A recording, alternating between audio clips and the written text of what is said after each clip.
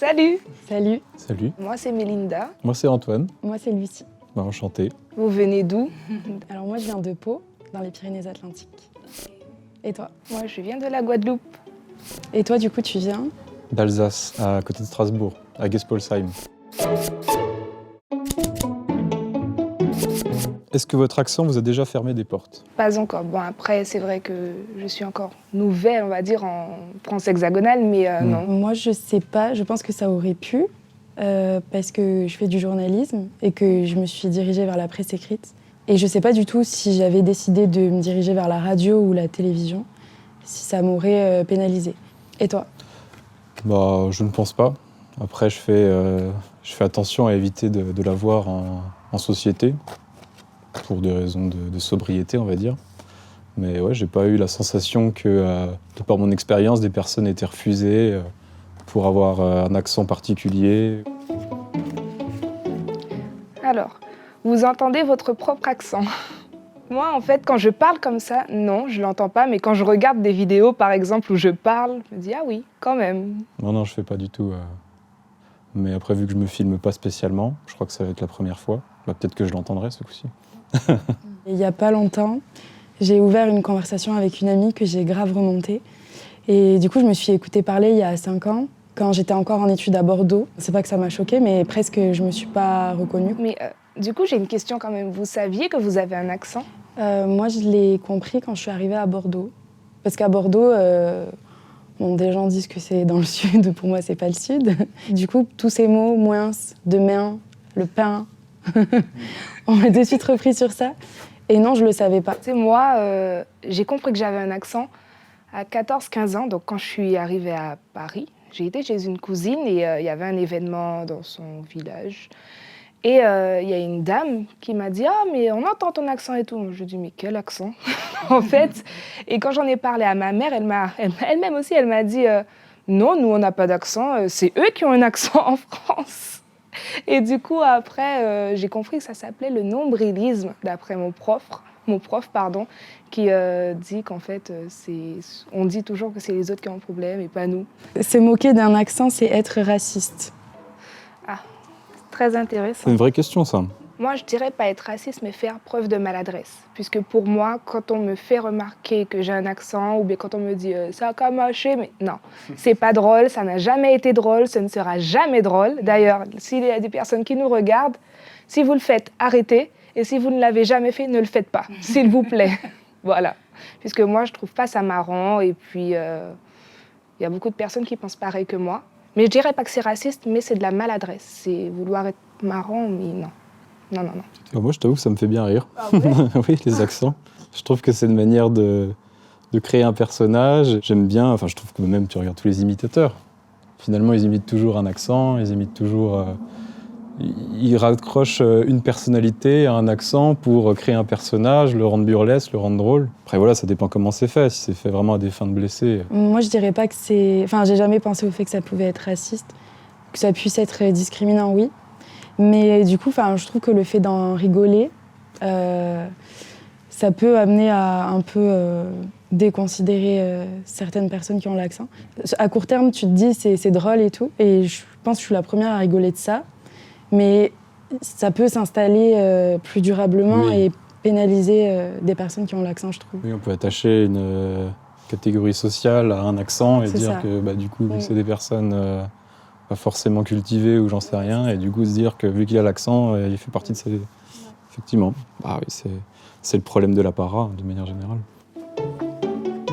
J'ai déjà eu honte de mon accent. Moi, oui, j'ai déjà eu honte de mon accent, surtout parce que parfois on a une prononciation en française qui n'est pas très correcte. Après, heureusement, c'est pas quelque chose à laquelle je pense tous les jours ou qui me met dans un état pas mal, quoi, tout simplement. Alors, j'ai pas un moment marquant où j'ai eu honte, c'est juste de manière générale, je m'efforce de le gommer dans certains contextes professionnels à l'école avant même que la honte n'arrive, quoi. Alors, j'ai l'impression d'être coincée entre l'envie de le gommer quand je suis ici et le regret de l'avoir de ouf perdu quand je rentre chez moi. Un peu l'impression d'avoir délaissé quelque chose qui quand même faisait partie de ma personnalité. Et j'arrive pas à trouver le juste milieu entre les deux. Ou alors le juste milieu, c'est de le gommer au maximum quand je suis à Paris. Et quand je rentre chez moi, à moins réfléchir à la manière dont je parle. Ouais, tu mets le doigt sur un truc intéressant, c'est l'accent se réveille quand on se retrouve avec des personnes qui elles-mêmes ont l'accent ou vivent dans le territoire où l'accent est en vigueur.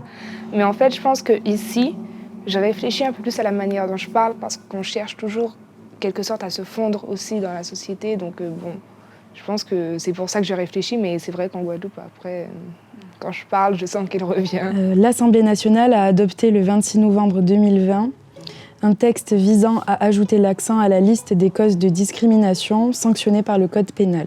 Et comme toutes ces lois, la question c'est de savoir qui incombe la charge de la preuve et du coup comment prouver qu'un recruteur nous a mis à l'écart au prétexte qu'on a un accent, puis dans quelle mesure aussi le recruteur est libre de choisir les personnes avec qui il a envie de travailler. Moi, j'ai pas spontanément pensé à ça. Enfin, direct, je me suis dit c'est bien. Après, oui, je pense que dans la mise en application, c'est peut-être compliqué de prouver qu'il y a eu discrimination par rapport à l'accent. Du coup, je sais pas si ça changera quelque chose, mais juste symboliquement, je trouve ça bien. Il y a un député de chez moi que vous connaissez qui s'appelle Jean Lassalle, candidat à l'élection présidentielle En plus, également. il a pas d'accent. Il a énormément d'accent. Non, il a l'accent parisien. Il a voté contre ce projet de loi. Et moi, ça m'a un peu choquée, parce que je me souviens qu'il avait déclaré, par rapport à sa propre expérience, ne jamais avoir été discriminé. Et j'ai trouvé ça hyper égoïste, parce que peut-être que lui, ça ne l'a pas empêché de devenir député et voilà, d'avoir des postes à responsabilité. Il a réussi à en faire un atout, mais tout le monde n'y arrive pas. Enfin, je pense que c'est une exception en France. Tout le monde n'a pas la même capacité à prendre les choses à la légère ou non. Donc bon, moi je trouve que c'est intéressant pour les personnes sensibles à ce sujet. Les pires clichés associés aux accents. L'accent du Sud, c'est les vacances, le soleil, la déconnade et le fait que ce soit pas sérieux. Et après, je dirais l'accent du Nord, classe populaire, consanguinité. Pour ce qui est des îles, c'est très plage, soleil. Bon, c'est la vérité en soi, mais c'est associé à ça. Et puis aussi à la lenteur. Et voilà. C'est pas très... Moi, je trouve que c'est un gros cliché puisqu'on n'est pas lent, justement. On est très ponctuel. Et puis nos journées commencent très tôt comparé à ici. Mais je sais pas pourquoi ce cliché, il persiste. On te l'a déjà dit, toi, personnellement ? Non, pas encore, non. Et toi, par rapport à l'accent alsacien, du coup ? L'accent alsacien, ouais, ça peut renvoyer une image de personne un peu fermée d'esprit, qui est restée ancrée sur le territoire, sans quitter sa campagne, avec des idées parfois d'entre-soi. Et finalement, l'accent, c'est aussi une forme d'appartenance sociale. Ouais. C'est aussi témoigner aux autres en parlant de la même manière qu'eux, qu'on appartient à un groupe uni. Et c'est un élément culturel important. Une note sur 10 pour l'accent de Jean Castex. 10 sur 10. Faut pas qu'il change. Et toi, du coup ? Je pense qu'il n'y a pas de note à mettre à un accent. Ouais. Et lui, d'ailleurs, quand il est arrivé au gouvernement après Édouard Philippe, il a grave été discrédité pour ça. Avant même de savoir s'il avait les compétences et s'il était bon en tant que Premier ministre, je crois que tous les médias ont parlé de ton accent en premier, quoi. Moi, j'aurais tendance quand même à noter, à lui donner un petit 8 sur 10. Moi, je te trouve sympa.